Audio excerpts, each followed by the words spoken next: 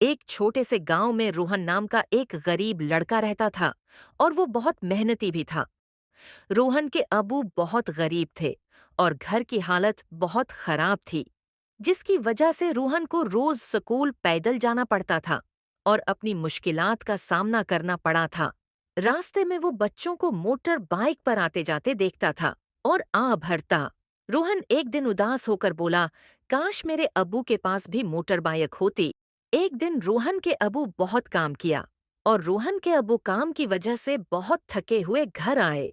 روہن ابو کو پانی دیا اور ابو کو کہنے لگا، ابو آپ بہت محنت کرتے ہو، میں بڑا ہو کر اس سے بھی زیادہ محنت کروں گا اور آپ کو خوش رکھوں گا۔ یہ بات ابو کے دل کو لگی۔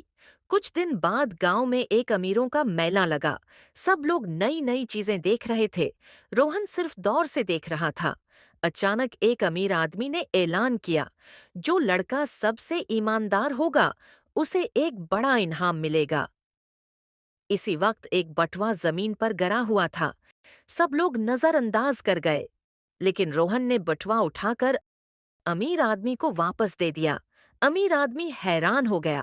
اس نے حیرانی سے پوچھا، تم یہ بٹوا رکھ بھی سکتے تھے، پھر واپس کیوں دیا؟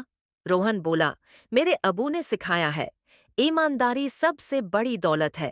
امیر آدمی کی آنکھوں میں آنسو آ گئے۔ اس نے سب کے سامنے کہا، آج کا انعام یہ لڑکا جیت چکا ہے، اور سامنے ایک نئی موٹر بائیک کھڑی تھی اور یہ روہن کو انعام میں دے دی۔ روہن اتنا بڑا انعام دیکھ کر خوشی سے رو پڑا۔ اس نے ابو کو گلے لگا لیا۔